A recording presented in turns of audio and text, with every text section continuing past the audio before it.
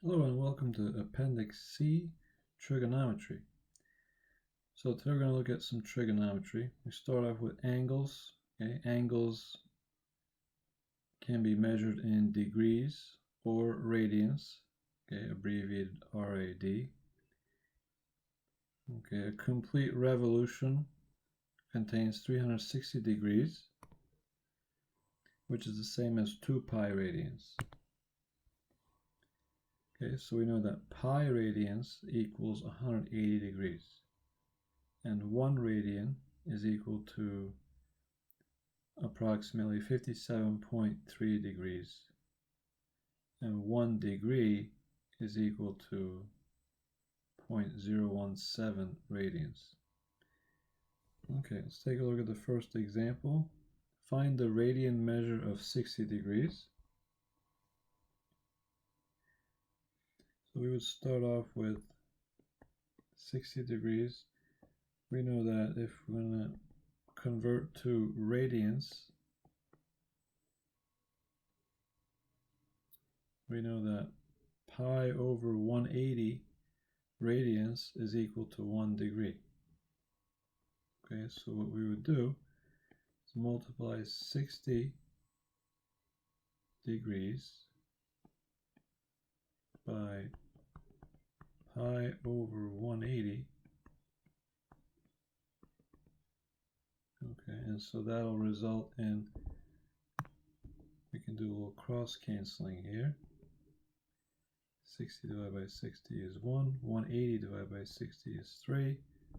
So we would end up with pi over 3 radians.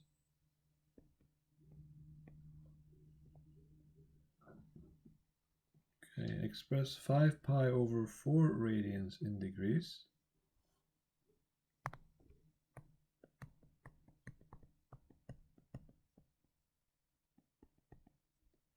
Okay, so we would start off with 5 pi over 4. Now to convert from radians to degrees, we would multiply by 180 over pi.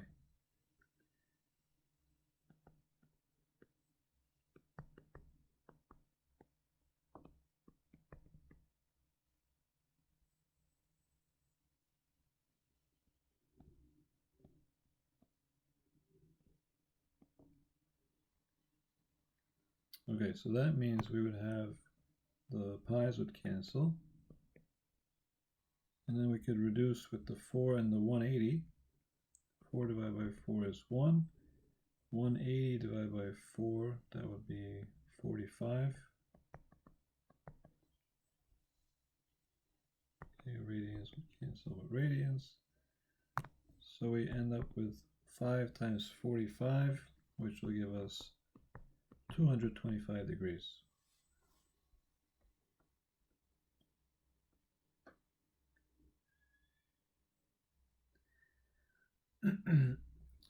So we use radians often to measure angles, okay, except otherwise indicated. Okay, so think of radians as the default measure. Okay. Okay, we give a table here that shows the conversions between some common angles, okay, for degrees and radians.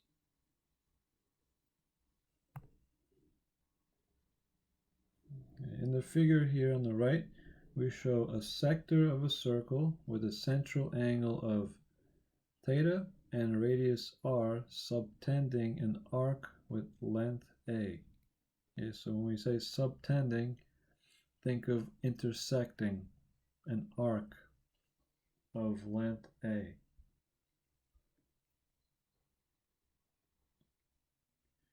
Okay, since the length of the arc is proportional to the size of the angle, and since the entire circle has a circumference of 2 pi r and a central angle of 2 pi, we have theta over 2 pi will equal a over 2 pi r. Okay, so we have that proportion. Okay, so central angle out of 2 pi will equal the intercepted arc or subtended arc out of the total circumference 2 pi r. Okay, solving for theta, we would get theta equals a over r. Solving for a, we would get a equals r times theta. Okay, and just remember the equations are valid when theta is measured in radians. Okay, so let's take a look at a problem involving these equations. If the circle of a radius is 5 centimeters, what angle is subtended by an arc of 6 centimeters?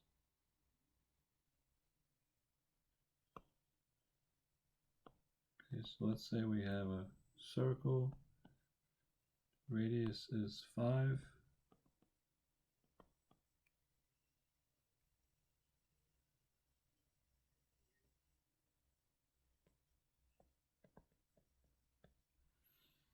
Okay, the length of the arc is 6 centimeters. Okay, so from here to here.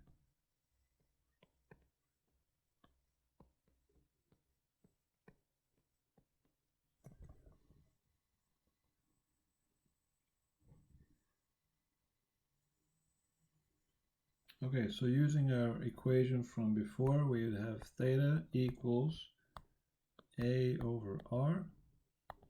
So in our case, our arc is 6, our radius is 5. So that means this would be 6/5 radians.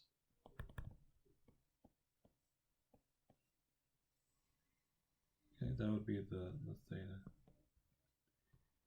Okay, let's take a look at part B. If a circle has a radius 3 centimeters, what is the length of an arc subtended by a central angle of 3 pi over 8? Okay, so for that one we would use the second formula there. Okay, A equals r theta. Okay, A would be the length of the arc. So we have here radius is 3.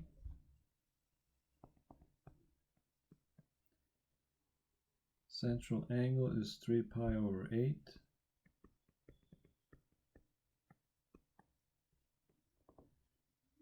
Okay, so this would end up giving us 3 times 3 pi, which will be 9 pi.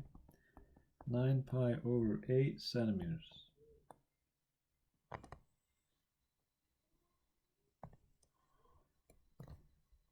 Okay, standard position of an angle.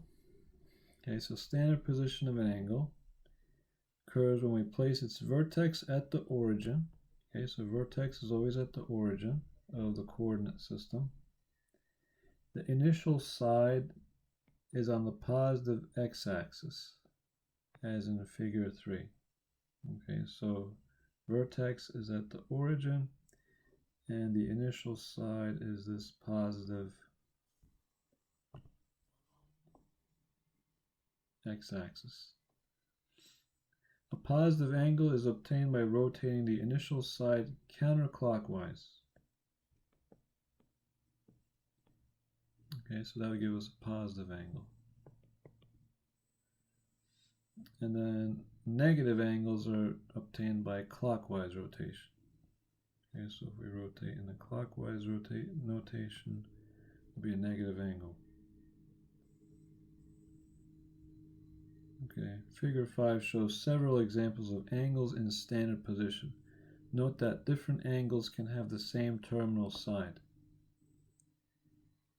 Okay, so which one's here? 3 pi over 4, negative 5 pi over 4, and 11 pi over 4. Okay, these all have the same terminal side. Okay, when theta equals 1, when theta equals negative pi over 2. Yeah, these are all angles in standard position. Okay, the trig functions. Okay, for an acute angle theta, the 6 trig functions are defined as ratio of lengths of sides of a right triangle. Okay, so sine is equal to sine of theta is equal to opposite leg over the hypotenuse. Cosine theta is the adjacent leg over hypotenuse. Tangent of theta is the opposite leg divided by the adjacent leg. Okay, cosecant is the reciprocal of sine. Secant of theta is the reciprocal of the cosine. And cotangent of theta is the reciprocal of the tangent. Okay, so if this is theta, across from it would be the opposite. Next to it would be the adjacent. And then the side that's always across from a 90-degree angle, that is your hypotenuse.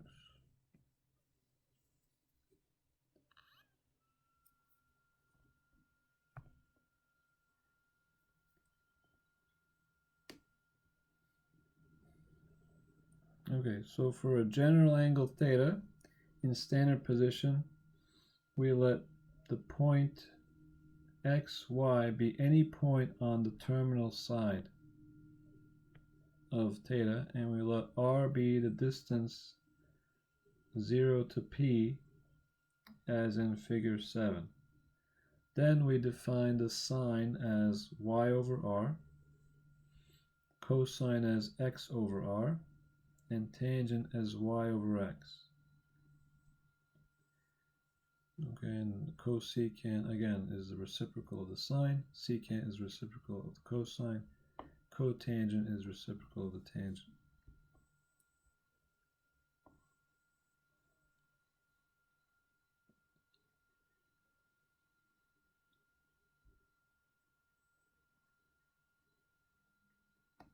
Okay, the exact trig ratios for certain angles can be read from the triangles in figure 8. Okay, for instance, so in our triangles here,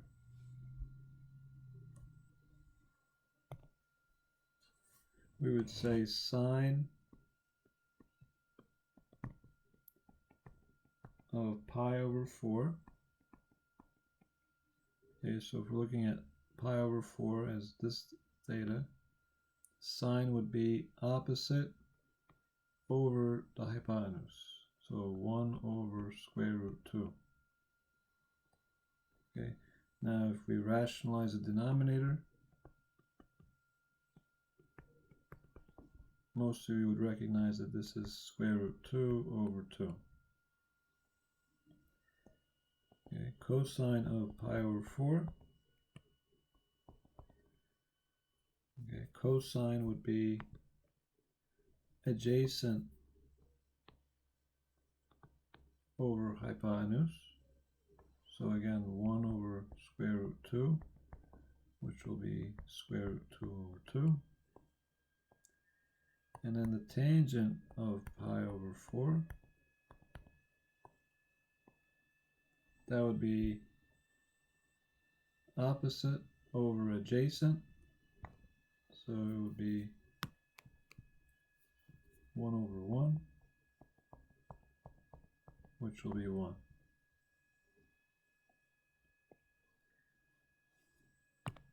Okay, let's do triangle on the right. We have two different angles there.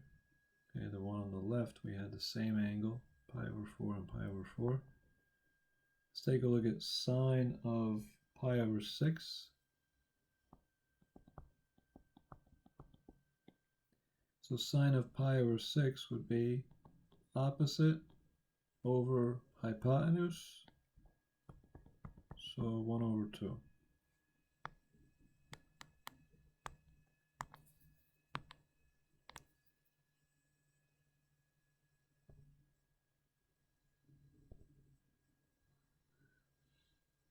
Okay, next, cosine of pi over 6. So cosine is the adjacent. So this is our angle. Adjacent would be square root 3 over hypotenuse, which is 2. Okay, and then tangent. Tangent would be opposite over adjacent, so 1 over square root 3, which if we rationalize it,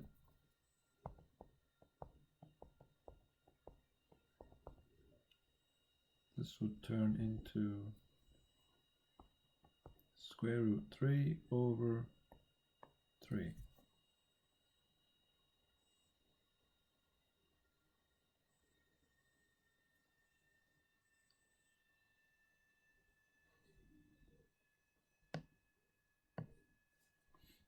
Okay, let's take a look at pi over 3. Sine of pi over 3 equals, so now shift your angle up here.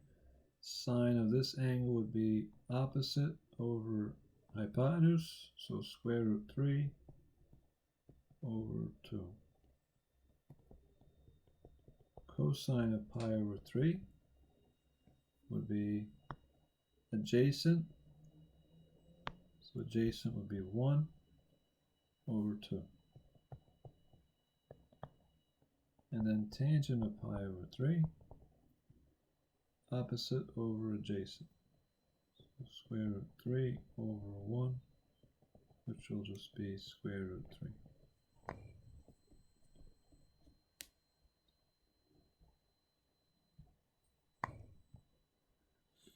Okay, the signs of the trig functions for angles in each of the 4 quadrants can be remembered by means of the rule all students take calculus, shown in figure 9. Okay, so basically means all students take calculus. First quadrant, it means all the ratios are greater than 0. In the second quadrant, only the sign is greater than 0. So only the sign is positive. In the third quadrant, only the tangent is greater than 0. And the fourth quadrant, only the cosine is greater than 0. Okay, so where the terminal side ends, right, what quadrant the terminal side is located in, that goes a long way in terms of figuring out positive or negative for the trig ratios for that angle. Okay, let's take a look at example 3. Find the exact trig ratios for theta equals 2 pi over 3. Okay, so 2 pi over 3 ends up landing in the second quadrant. Now when we draw the angle 2 pi over 3, okay, we would drop down the vertical, so it creates this right triangle. So the angle we have in here is pi over 3. Right, so 2 pi over 3. If you want to add this angle to it, that would give you 3 pi over 3, or pi, which is 180. Okay, so that's typically what we would do. Okay, so this is the theta. So that means sine of 2 pi over 3 would equal opposite over hypotenuse, so square root 3 over 2. Cosine,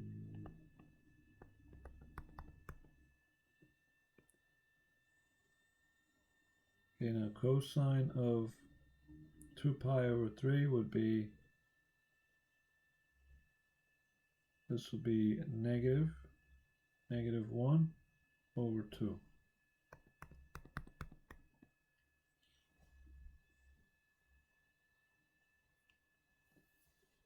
Okay, tangent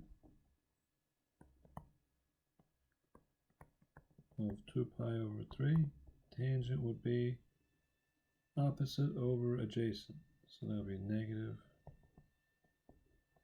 square root 3 over 1, which is negative square root 3.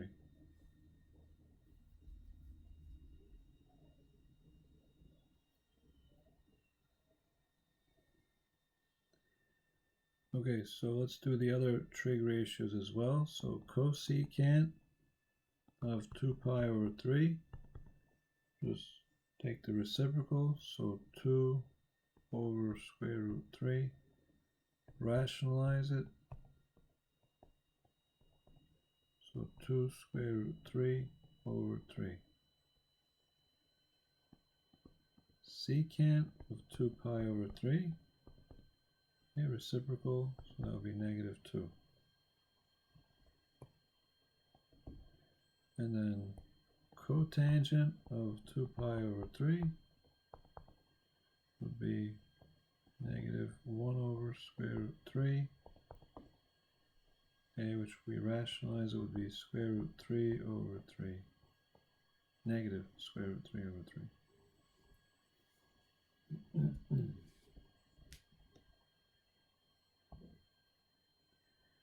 Okay, if cosine theta is equal to 2/5 and theta is between 0 and pi over 2, find the other 5 trig functions of theta. Okay, so if we know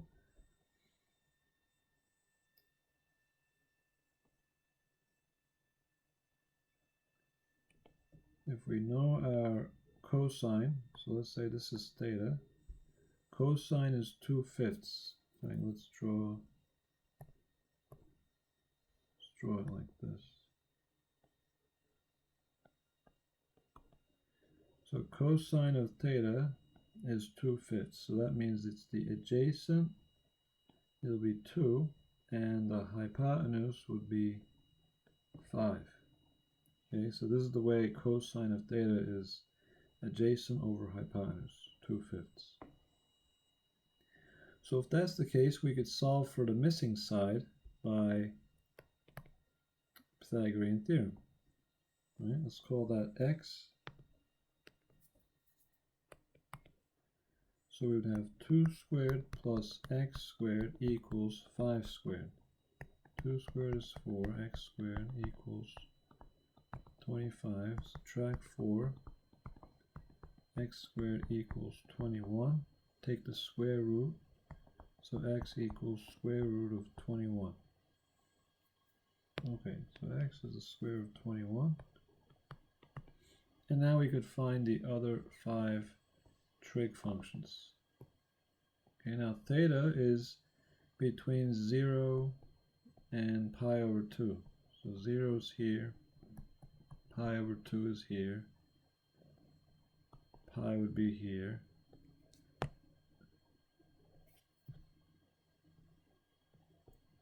Pi over 2 would be here.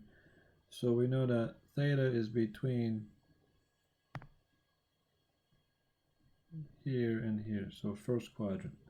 So in first quadrant, all the trig ratios, all the trig values are positive. Okay, so that's good to know. Okay, so now we could just fill out the rest by looking at our triangle.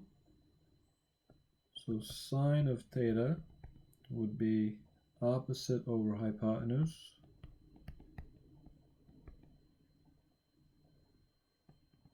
Cosecant of theta would be 5 over square root 21, which when we rationalize it would be 5 square root 21 over 21. We did cosine is 2/5. That means secant theta would be 5 over 2.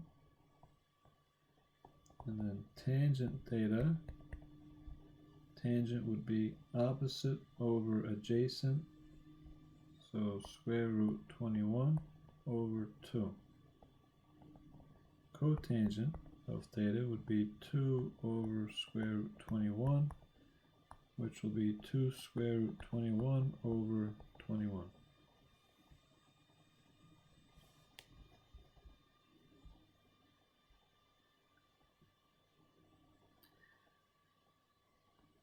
Okay, use a calculator to approximate the value of x in figure 12.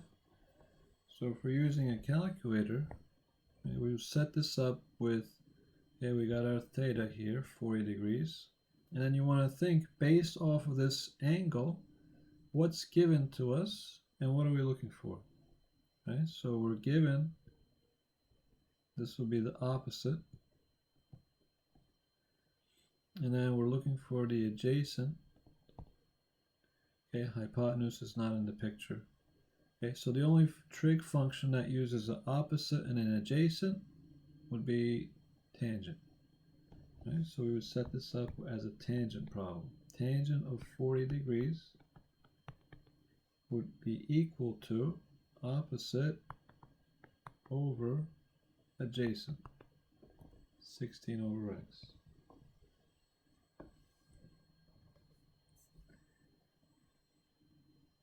Okay, now to solve this for x, we can multiply both sides by x. That would give us x times tangent of 40 degrees equals 16.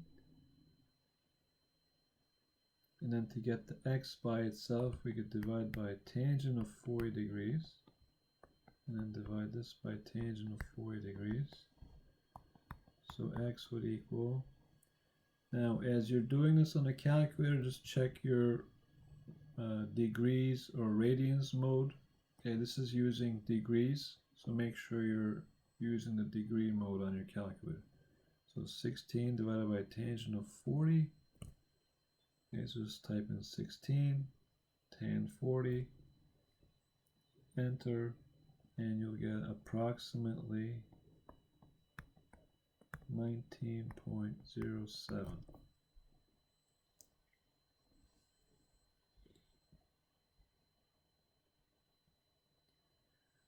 Okay, trig identities. Okay, these are relationships among the trig functions. Okay, the most basic ones are the reciprocal identities. So we know that the cosecant of theta is equal to 1 over the sine. Right, the reciprocal of the sine. Secant of theta is equal to the reciprocal of the cosine. Cotangent of theta is equal to 1 over tangent, okay, or the reciprocal of tangent.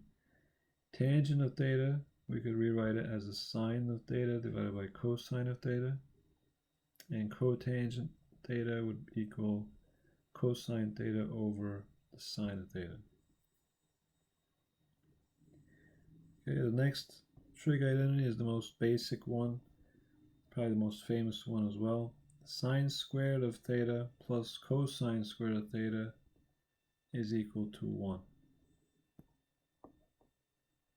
Okay, probably the most useful of all the trig identities. If we divide both sides by cosine squared, we end up with this next identity, tangent squared plus 1 equals secant squared. Okay, and if we divide this equation 7 by sine squared, then we get 1 plus cotangent squared equals cosecant squared.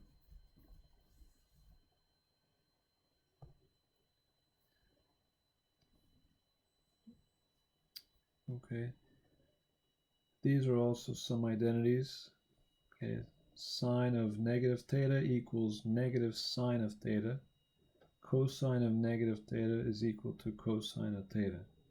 Okay, this shows that the sine is an odd function and cosine is an even function.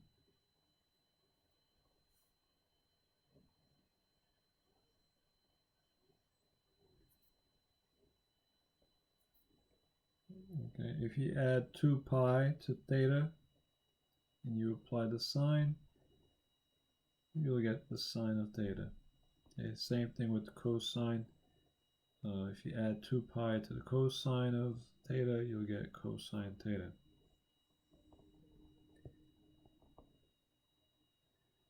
Okay, so sine and cosine are periodic, okay, with a period of 2 pi. Okay, we have what are called addition formulas, okay, for identities. So sine of x plus y is equal to sine x cosine y plus cosine x sine y. And then cosine of x plus y would equal cosine x cosine y minus sine x sine y. Okay, so these are some pretty common identities. Okay, it's the subtraction identities. Sine of x minus y would be sine x cosine y minus cosine x sine y. Cosine of x minus y equals cosine x cosine y plus sine x times sine y.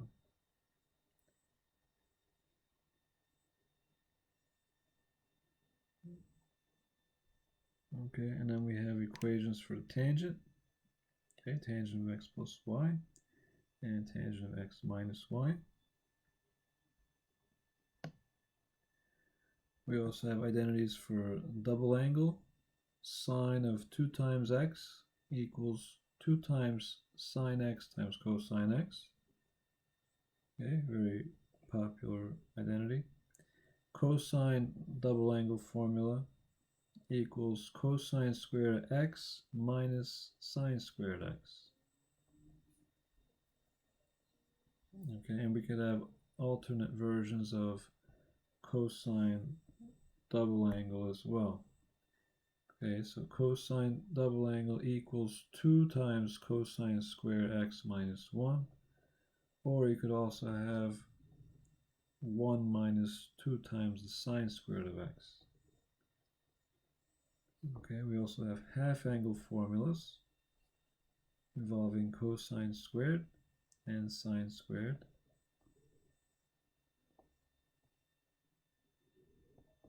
Okay, these are also very popular formulas.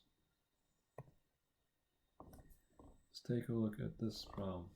Find all values of x in the interval 0 to 2 pi such that sine of x equals sine of 2x. So we want to try to work with the sine 2x formula, double angle formula for sine of 2x. Okay, so remember sine of 2x is equal to 2 times the sine of x times the cosine of x. So let's use that in place of sine 2x, because that'll help us to solve the problem, and we can solve for x then. So let's say sine of x equals, instead of sine of 2x, let's replace it with 2 times sine x cosine x.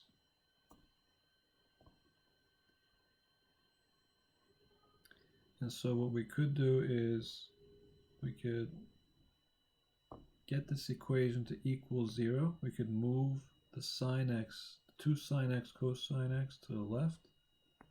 So we would have sine x minus 2 sine x cosine x equals 0. Let's factor out a sine x. So if we factor out, if we pull out a sine x, we're left with 1 minus 2 times cosine x equals 0. Okay, so let's now solve this. We would say set the factors equal to 0. So sine x equals 0 and 1 minus 2 cosine x equals 0.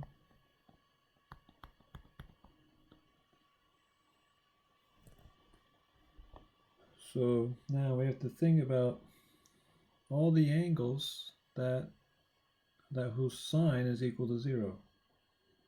Right? So if sine x equals 0, that means x could equal 0 because sine of 0 is 0.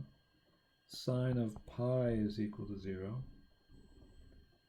And sine of 2 pi is equal to 0. Okay, let's solve the other one. Let's see. If we add the 2 cosine x to the other side, this would be 1 equals 2 cosine x. Divide by 2. So we have cosine x equals a half. Alright, so now let's think of all the angles whose cosine equals 1/2.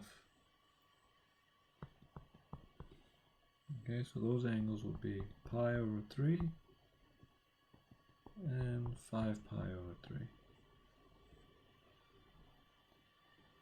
Okay, so that means our equation has these solutions. Right, we have 0, pi over 3,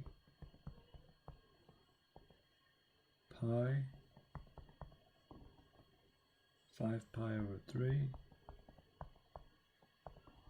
and 2 pi.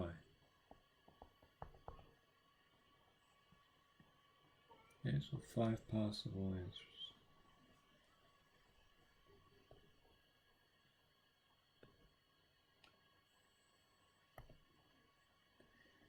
Okay, graphs of the trig functions. Okay, just be aware of the graphs.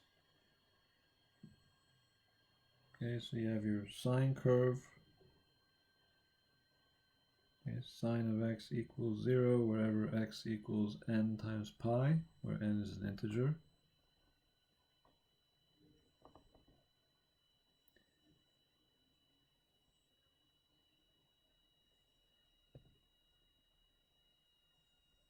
Okay, notice the graph for cosine x. Very similar graph. In fact, they say that the cosine x is equal to sine of x plus pi over 2. Okay, and this is an identity.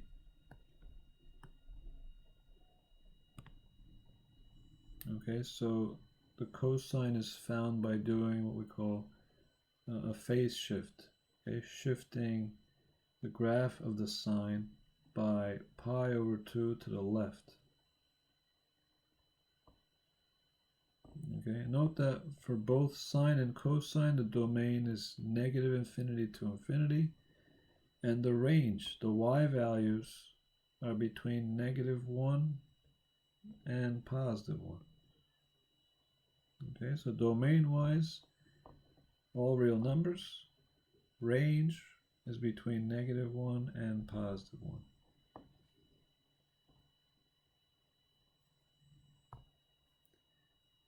And then these are the graphs of the other 4 trig functions.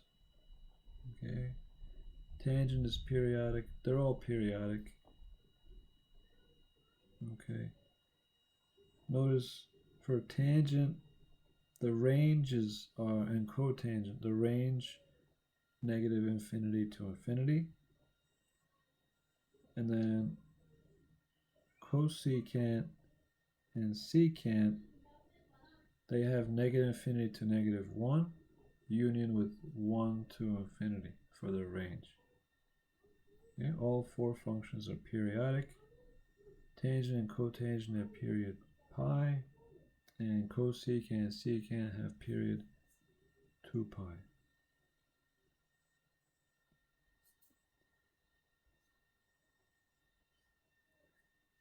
Okay, also notice where the vertical asymptotes take place. Okay, so think about tangent, where you have sine over cosine. So anywhere the cosine is 0, you'll have it divide by 0, and you'll get a vertical asymptote at those locations. Okay, so for example, at cosine of pi over 2, cosine of 90 is 0, right? So you'll have it undefined, you have a vertical asymptote there. Okay. Similar thing occurs with cotangent. Okay, so this time you have asymptotes where the sine is equal to 0. Okay, so vertical asymptotes wherever the sine is equal to 0. Okay, so at 0, at pi, 2 pi, etc.